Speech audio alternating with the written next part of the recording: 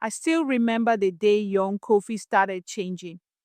At first, it was subtle. He became quieter, more reserved. Kofi, the same boy who used to chase chickens around the compound and climb the great baobab tree behind his mother's hut, now spent most of his time sitting alone, eyes lost in thoughts too deep for a child his age. Our village, Nyanjagbe, was a close-knit community where everyone knew everyone. We farmed together, celebrated together, and mourned together. The children were raised by more than just their parents. Every elder in the village had a hand in the upbringing. That was why we noticed when Kofi, the only son of Kwame and Abena, began withdrawing from the other children. Kofi was only 10 years old. His parents ran a bustling stall at the market, selling plantains, yams, and smoked fish. They worked hard to provide for him, often leaving him alone after school. For a while, everything seemed fine. Then, one evening, I overheard Kofi's mother scolding him. Kofi, why are you wet in your bed again? You are no longer a baby. Her voice was sharp, but there was also confusion and concern in it. I had seen the boy's tired eyes, the way he avoided looking at people directly. Something was wrong, but no one pressed him for answers. One day, Abena came to me with a worried expression. Nana Efua, you are the eldest woman in the village, and the children respect you. Can you talk to Kofi? He no longer eats well, and he barely speaks. I fear something is troubling him. I agreed. That afternoon, I called Kofi to sit beside me under the large mango tree in front of my hut. The sun was high, and the smell of roasting corn filled the air as women prepared the evening meal. Kofi, my son, I said gently, I see you are carrying something heavy in your heart. Will you not share it with me? At first, he shook his head. Then, after a long pause, he whispered, It is Auntie Afia. My heart skipped. Afia was the young woman who lived next to their compound. She was in her late 20s and had no husband or children of her own. She was known for her kindness, often giving the children little gifts, groundnut candies or palm wine biscuits. I had always thought she was simply fond of children. What about Auntie Afia? I pressed gently.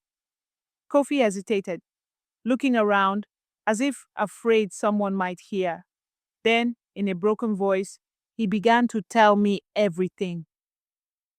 Afia had been playing a special game with him, one that he did not like.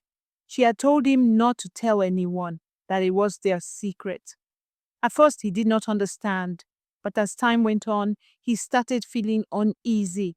He had tried to tell his mother once, but she dismissed him, too busy with the market work to listen properly. That was when he stopped trying to talk about it. As Kofi spoke, my hands trembled with anger, but I kept my face calm. I could not scare the boy. I had to handle this the right way. The next morning, I went straight to the village elders.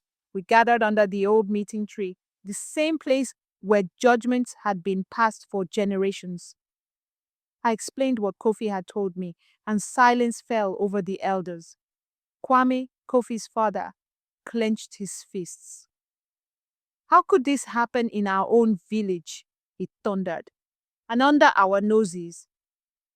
We must act with wisdom, said Chief Mensa, his deep voice steady. If this is true, then justice must be served, but we need proof. It was then that we decided to bring Afia before the council. That evening, she was summoned to the chief's compound. When confronted, she denied everything at first, but when she saw Kofi standing there, Small and afraid, she broke down. The truth spilled out like a poisoned river. The village women gasped. The men muttered in anger. Justice in our village was swift. Afia was banished, never to return. Kofi's parents were shaken. That night, I sat with Abena as she wept. I should have listened to him, she cried. I should have seen the signs. The past cannot be undone, my daughter, I told her, but you can make sure he heals. And so they did. They made sure Kofi was never alone again. His father started coming home earlier. His mother found time to listen when he spoke. It took time, but eventually the shadows that had clouded Kofi's eyes began to fade. Now, years later, Kofi is a strong young man, a teacher in our village school. He always tells his students, if something troubles you, speak up. There is always someone who will listen. And whenever I see him laughing with his little students, I thank the ancestors that we did not turn a blind eye. Because sometimes the worst shadows are the ones behind closed doors.